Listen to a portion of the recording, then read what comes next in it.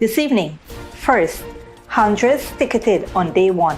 Guyana's new high-tech speed cameras flagged over 250 speeding violations by midday. And that's just the beginning. What this means for drivers and how the government plans to track you even if you weren't behind the wheel. Plus, bridge progress rolls forward. The East Bank corridor reopens after a weekend closure, but not without some disruption. We'll show you how the latest milestone brings the new Demerara River Bridge one step closer to completion. Also, love turns lethal. A city businessman remains behind bars as new details emerge in the murder of his partner. The prosecution has revealed key witness statements, while leaked CCTV footage paints a chilling picture of what happened that night. Meanwhile, from dreams to keys in Lethem, 11 families get the keys to brand new homes, part of a promise to improve lives in the Rupununi. But while some celebrate, others wait. The Housing Ministry responds to concerns about delay and financing. And tariff war escalates. China strikes back, announcing a 34% retaliatory tariff on U.S. imports after Trump's bold trade move. With tensions rising on both sides, our global supply chains bracing for impact. Stay tuned, these stories and more tonight on Headline News Update.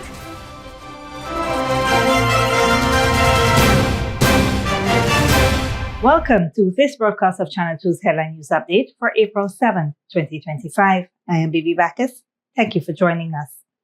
First up, on its first day of operation, the Safe Road Intelligence System, SRIS, flagged 259 speeding violations by midday, prompting authorities to urge drivers to slow down and ensure their vehicle information is current. The high-tech SRIS, which went live at midnight, uses Guyana National Bureau of Standards certified cameras to automatically detect speeding and other infractions like obscured license plates and illegal modifications. While only speeding violations trigger automatic tickets, the system can issue summons for other offenses requiring police inspection. Traffic Chief Mahendra Singh noted that this system is about saving lives and changing the culture of recklessness on our roads. He emphasized that the Safe Road Intelligence System enables preventative enforcement before accidents occur. Vehicle owners are reminded that they are legally responsible for any violations, even if they weren't the driver at the time. Authorities are urging all owners to renew and update their registration details with the Guyana Revenue Authority to avoid complications. The GRA's upgraded PADNA app offers a quick and convenient way for users to manage their vehicle records, ensuring compliance with the new system. The Safe Road Intelligence System is part of the government's broader initiative to modernize infrastructure and improve road safety through smart technology.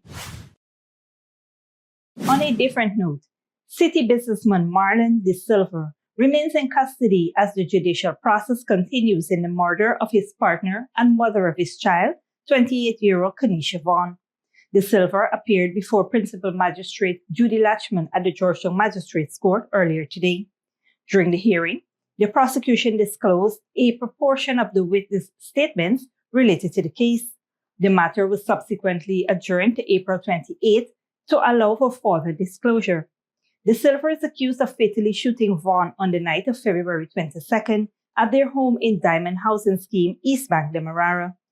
According to police, the businessman had been socializing with his friends earlier in the day when Vaughn reportedly called and asked him to return home, a request which allegedly angered him.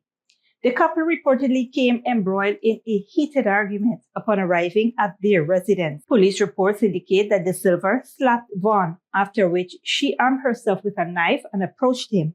De Silva then allegedly drew his licensed firearm and fired multiple shots, striking Vaughn about her body. Vaughn was rushed to the Diamond Hospital by police ranks, but was pronounced dead while receiving treatment. The violent encounter was reportedly captured on CCTV footage, which has since been admitted into evidence.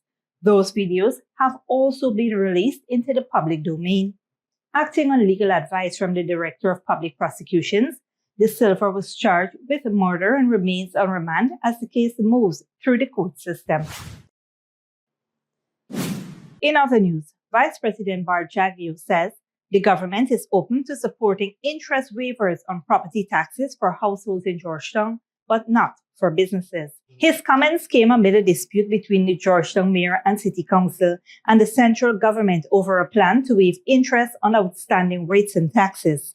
Mayor Alfred Mentor has defended the Mayor City Council's move, saying it aims to ease the financial burden on struggling property owners. He insists the council is acting within its rights and is prepared to defend the move in court if necessary.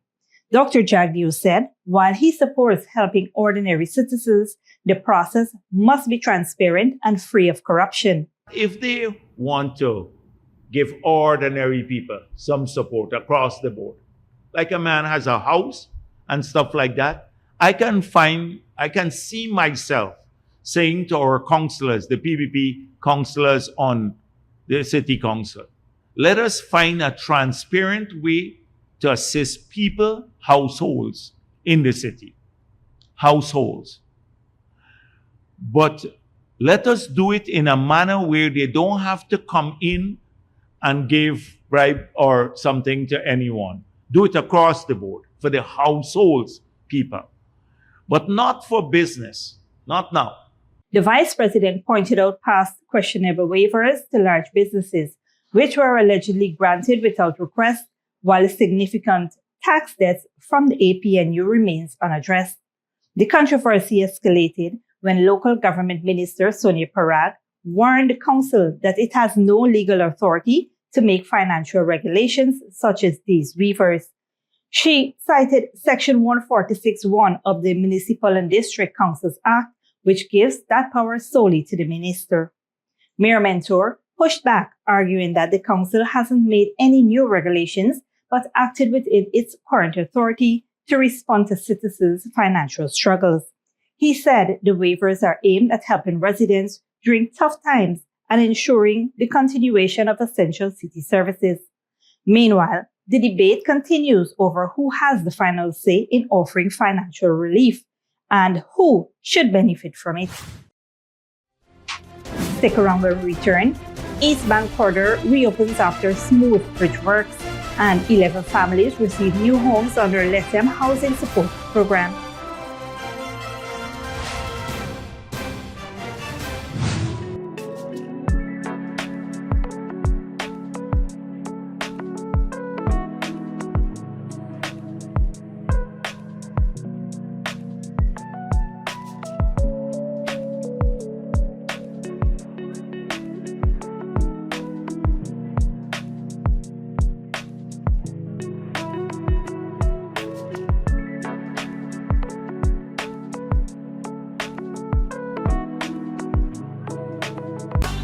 See clearly with a gift of sight from Modern Optical Services. Let our professional team examine and prescribe what's best for your eyes.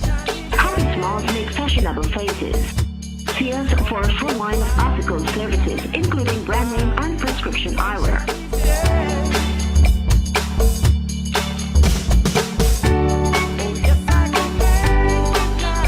Modern Optical Services.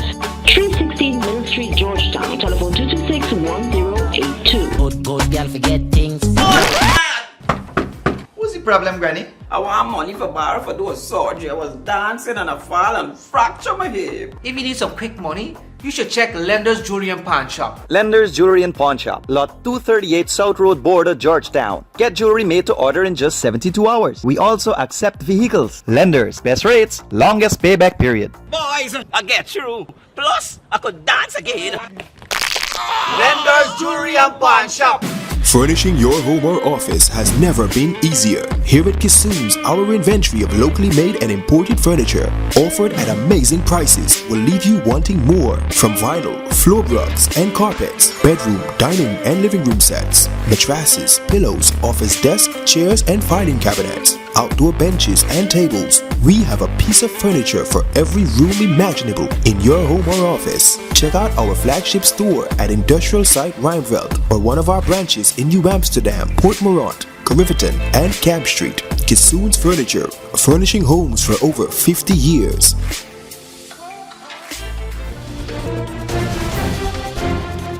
Welcome back.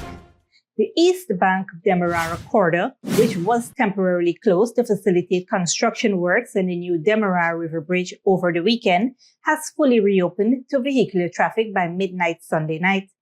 During a site visit on Sunday afternoon, Minister of Public Works, Bishop One Edgehill, confirmed that the work to facilitate the transport of the links span for the new Demerara River Bridge at Peters Hall was completed smoothly and on schedule. While acknowledging the temporary inconvenience caused by road users, Edgehill emphasized that the closure was necessary for progress on the bridge, which remains on track for completion by its August deadline. While they are continuing to install the girders and do this casting, those towers, I'm advised, where you're seeing the blue circular, what do you call them, channels or forms? Forms. Sliding forms. Yes. Sliding forms. They have to go up one more level and cast, and that will be the complete height of the towers. They've already started to install the cables for the section of the bridge that have to be cast in situ. Now, what does that mean? These girders are made in 2 factories at both ends of the bridge, and they have to be transported from the factories through this mechanism, which is quite a new thing here, and placed.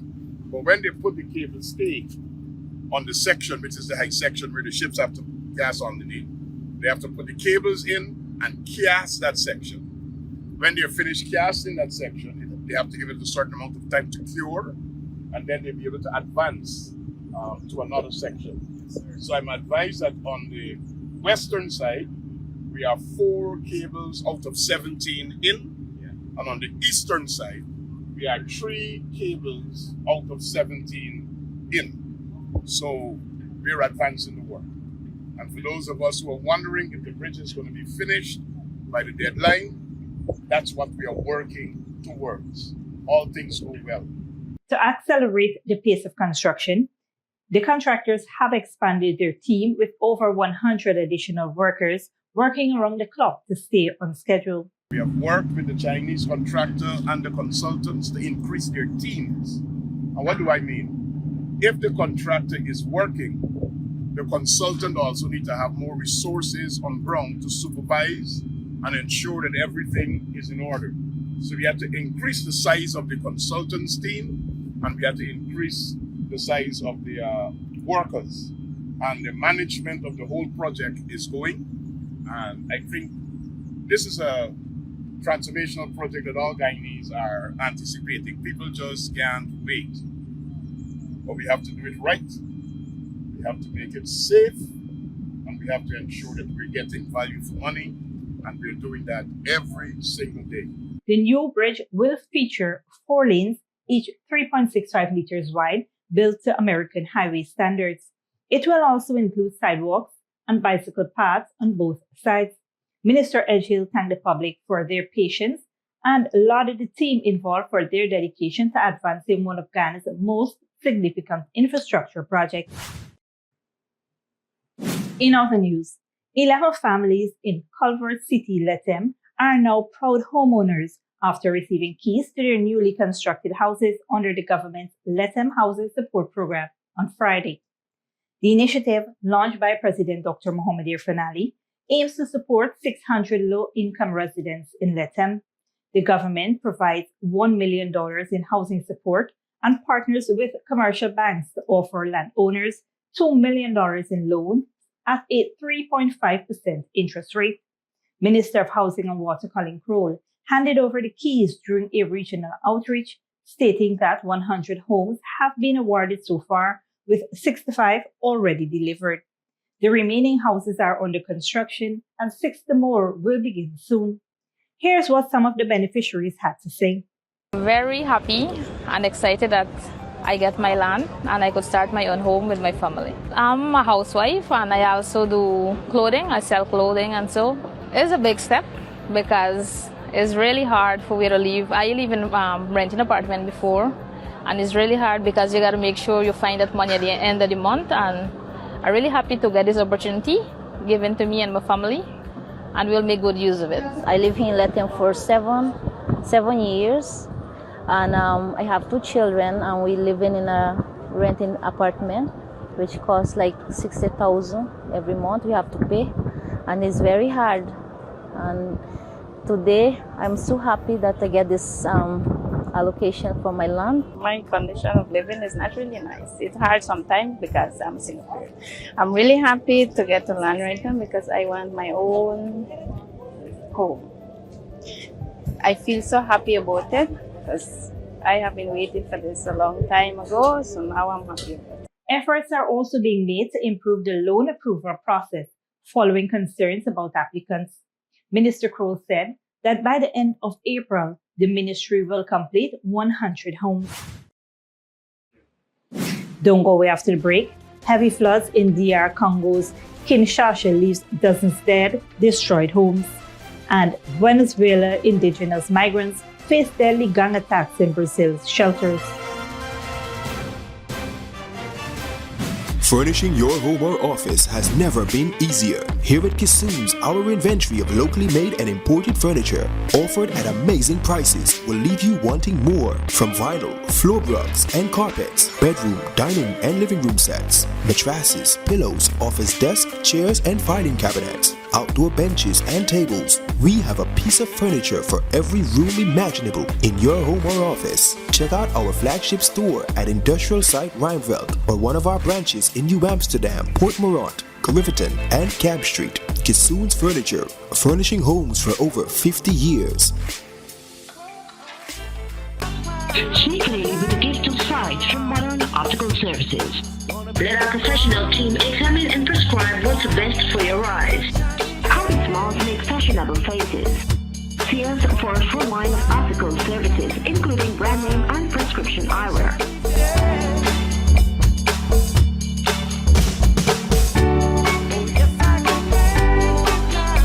Modern Optical Services, 316 Middle Street, Georgetown. Telephone 226-1082. Good girl forget things. What's the problem, Granny? I want money for borrow for those surgery. I was dancing and I fall and fracture my hip. If you need some quick money, you should check Lender's Jewelry and Pawn Shop. Lender's Jewelry and Pawn Shop, Lot 238 South Road Border, Georgetown. Get jewelry made to order in just 72 hours. We also accept vehicles. Lenders, best rates, longest payback period. Boys, I get through. Plus, I could dance again. Lender's Jewelry and Pawn Shop.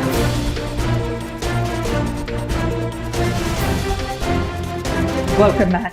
Now we take a look at what's happening in the region and around the world. CARICOM Chair and Barbados Prime Minister Mia Mottley is calling for urgent high-level talks with the U.S. following sweeping new tariffs announced by President Trump, including up to 38% on Guyana.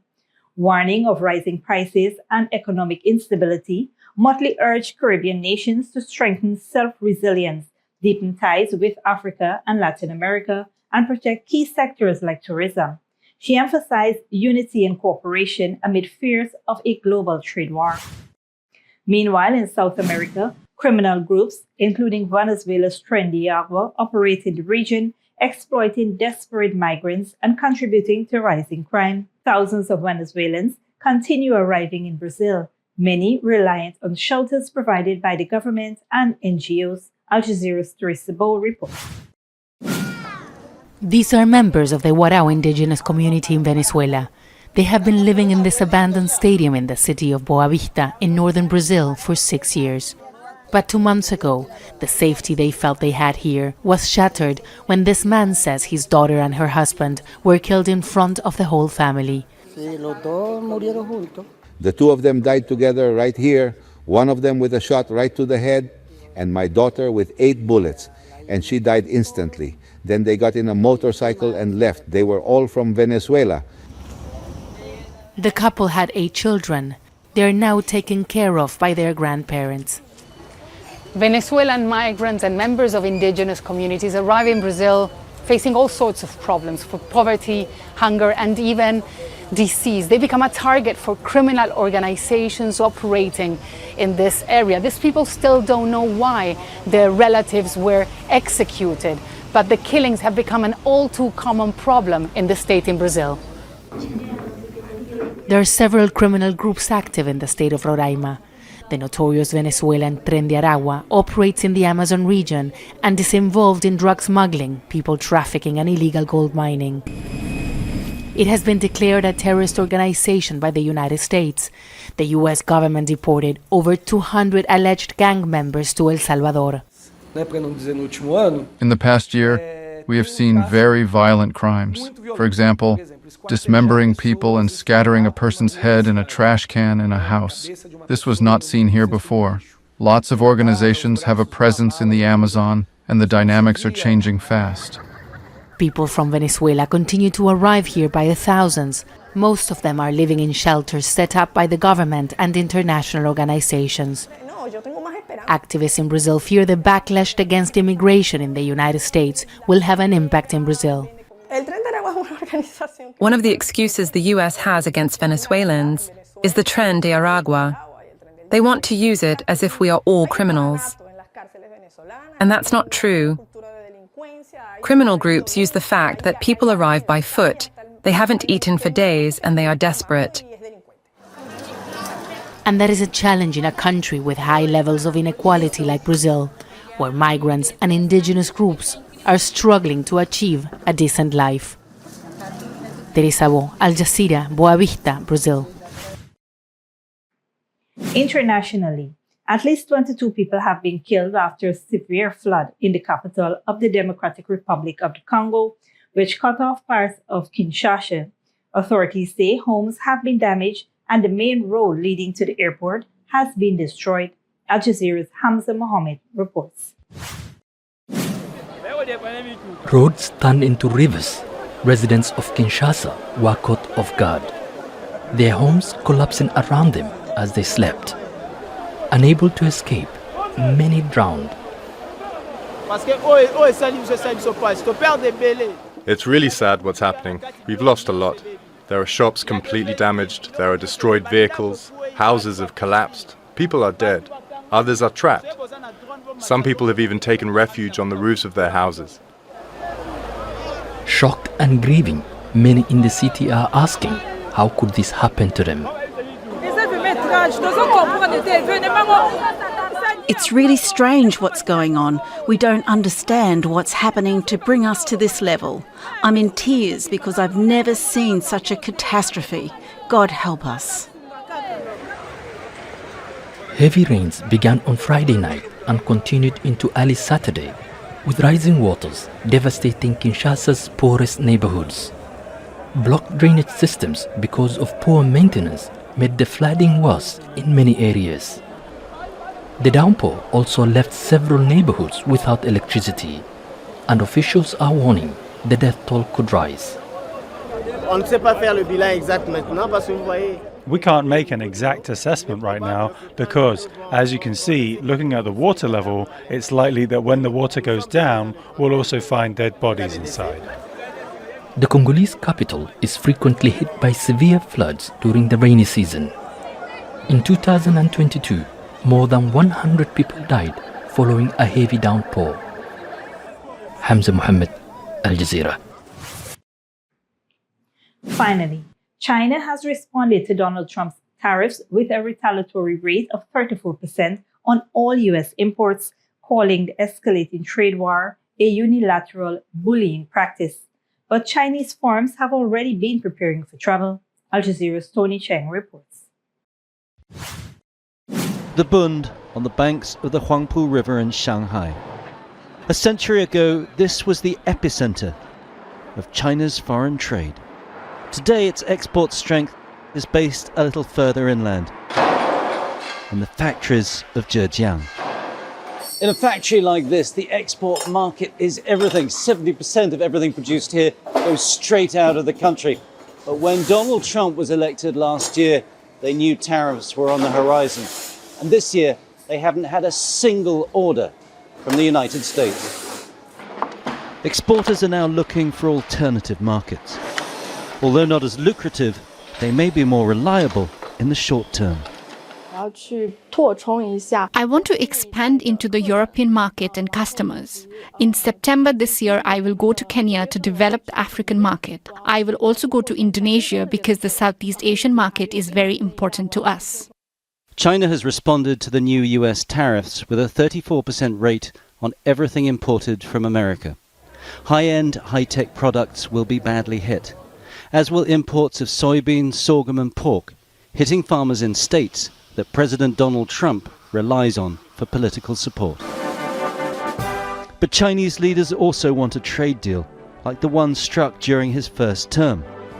The problem is working out what President Trump wants in return and who to deal with in Washington, D.C.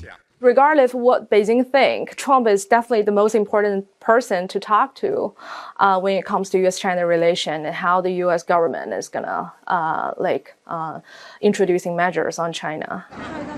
On the opposite banks of the Huangpu River is Pudong, built on the back of China's modern export strength. Skyscrapers towering up into the clouds, digital animations light up the night.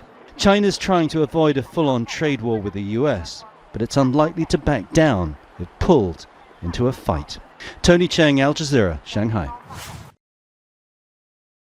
This brings us to the end of our regional and global news coverage. Up next is the 3-day weather forecast.